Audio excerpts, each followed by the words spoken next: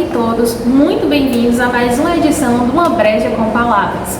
E nessa edição vamos falar sobre o conto Pai contra Mãe, do Machado de Assis.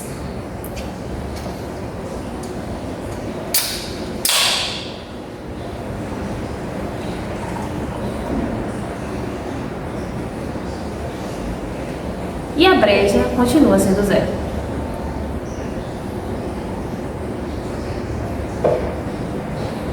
Então, Machado de Assis, que é um grande cara aí da literatura brasileira, elevou o nome da nossa literatura muito. E nesse conto, ele inicia o conto falando sobre os resquícios do período escravocrata. Ele inicia o conto falando dos equipamentos que eram utilizados naquela época para poder repreender os escravos ou de uma certa forma educar os escravos. Ele fala do ferro no pé, do ferro no pescoço, da máscara de Flanders, que era onde tinha só apenas 3 buracos lá para o escravo respirar, colocar comida e enxergar.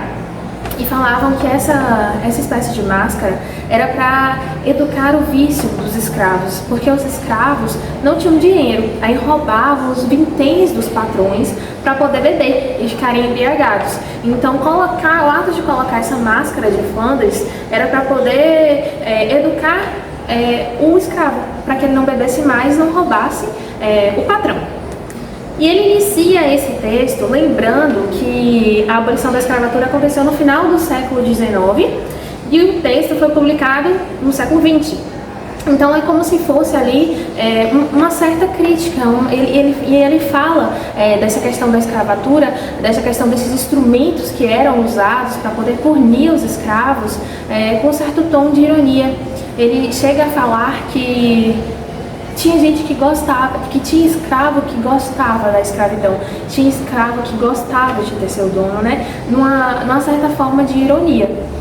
Porque, assim, é uma forma de criticar aquele regime, né? Que entrou em vigor e vigorou durante tanto tempo, né? Humilhando pessoas, escravizando as pessoas. Só que esse conto, até então, ali tá nessa questão da escravatura, mas tem um cara que é o personagem principal desse conto. Um cara chamado Cândido Neves. Esse cara já tinha tentado todos os serviços possíveis lá na região do Rio de Janeiro, né? Tinha tentado trabalhar em bar, tinha tentado trabalhar em outras funções, em outros ofícios lá, mas não deu certo. Porque ele não gostava de ter patrão, ele não gostava de ser mandado.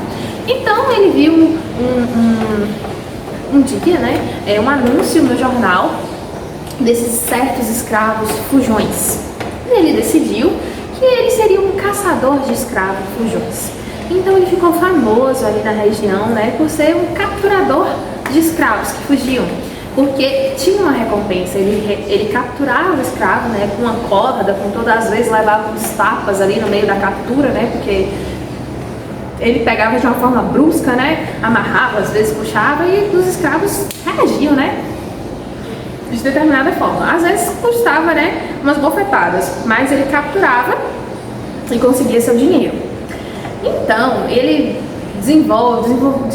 criou um nome nessa área, né, de capturador de escravos.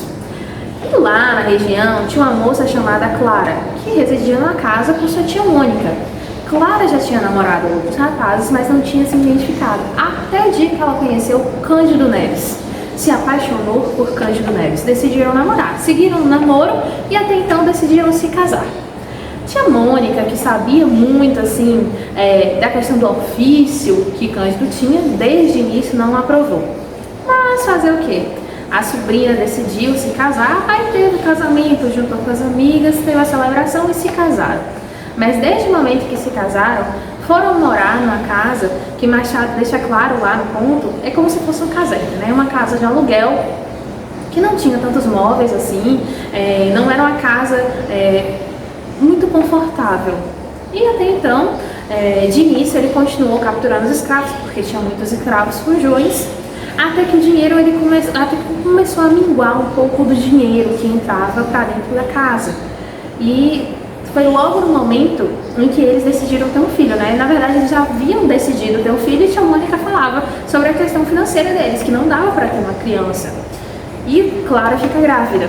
E justo no momento que Clara fica grávida, que as coisas começam a piorar.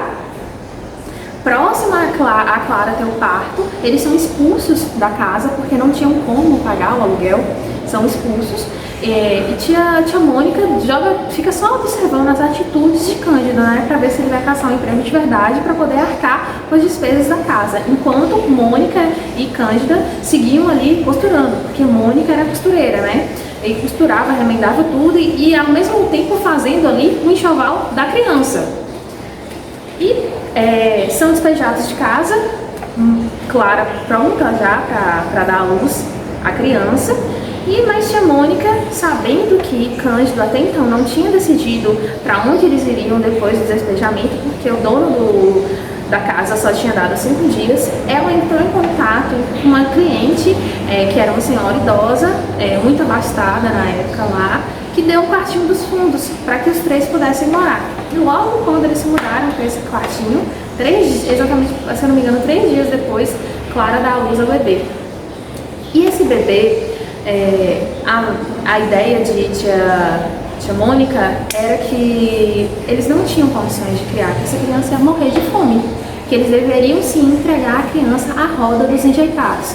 A roda dos enjeitados era onde se entregavam as crianças que estavam ali prontas para adoção. E eles relutaram, eles não queriam, eles queriam ficar com o bebê, porque eles já tinham, tanto Cândido quanto Clara, já tinham se apegado à ideia de ser pais, já tinham amado essa criança antes mesmo dela vir ao mundo. Estavam amando essa criança, amando a ideia de serem pais. E nesse mesmo dia que ela deu a luz ao bebê, ele saiu, foi caçar escravos, olhou os jornais, rebuscou, rasgava os papéis, guardava dentro dos bolsos e saía em busca, né, da captura desses escravos. Chegou até pegar escravo e já tinha carta de alforria e nesse dia ele levou até as pancadas. Só que não conseguiu. Aí ele voltou para casa no segundo dia de vida do bebê. E tia Mônica já tinha deixado claro que ele tinha que levar a criança para a roda dos enjeitados, que se ele não fosse levar, ela poderia fazer sem problema nenhum.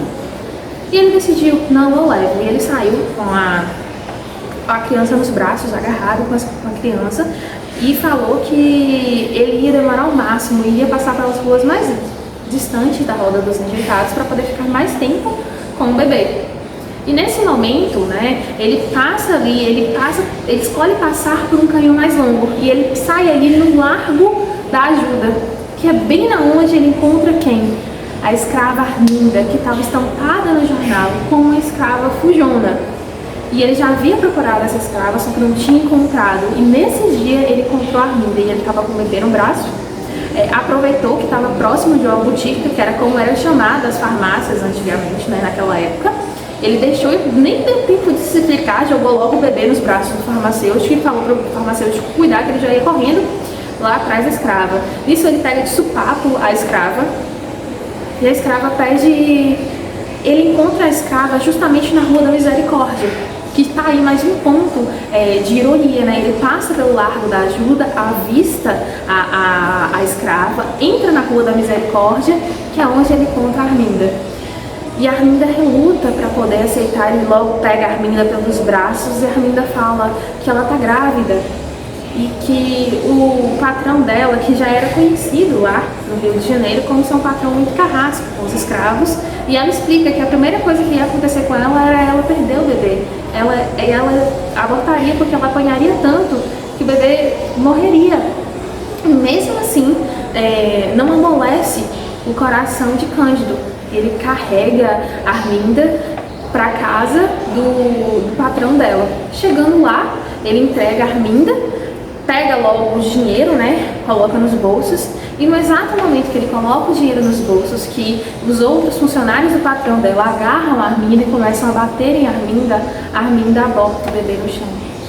O bebê morre ali naquele exato momento e ela passando mal. E ele simplesmente pega o dinheiro, coloca nos bolsos, se despede e vai para casa.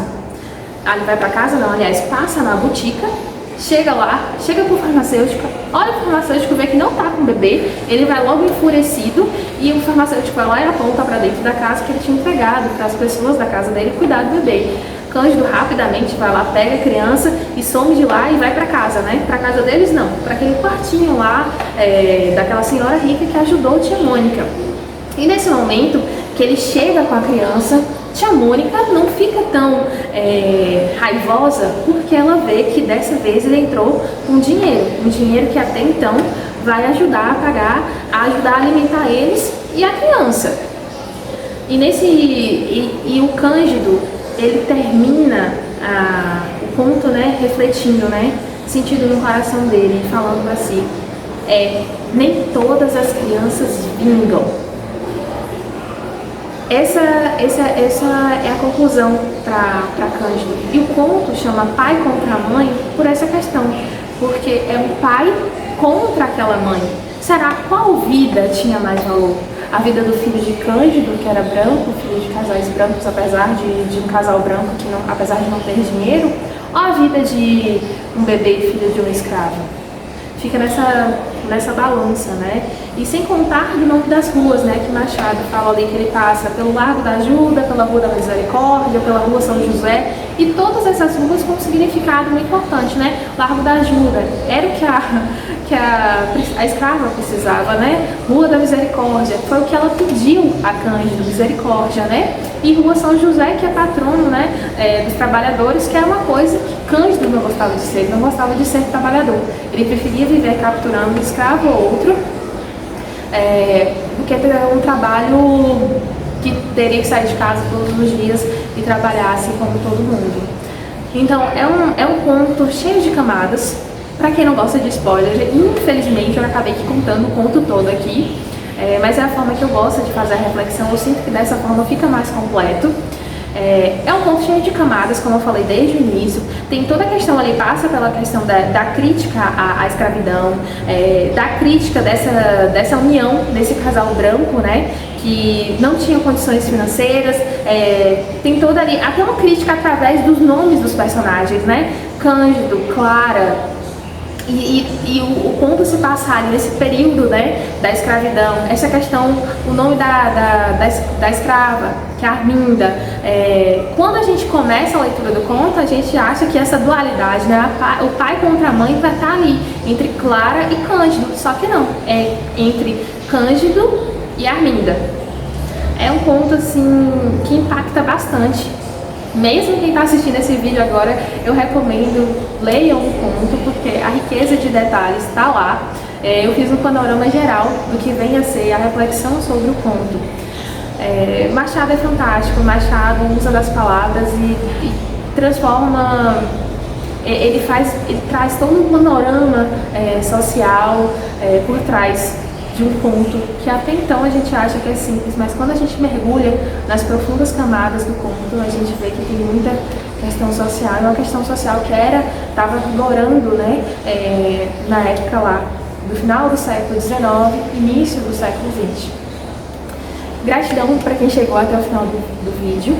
Quem não é inscrito no canal, se inscreva, dá seu like, comenta, recomenda outros contos para me discutir aqui, comenta o que está achando dos vídeos e compartilha com quem gosta de literatura, com quem gosta de arte. Gratidão, muito obrigada, beijo no coração.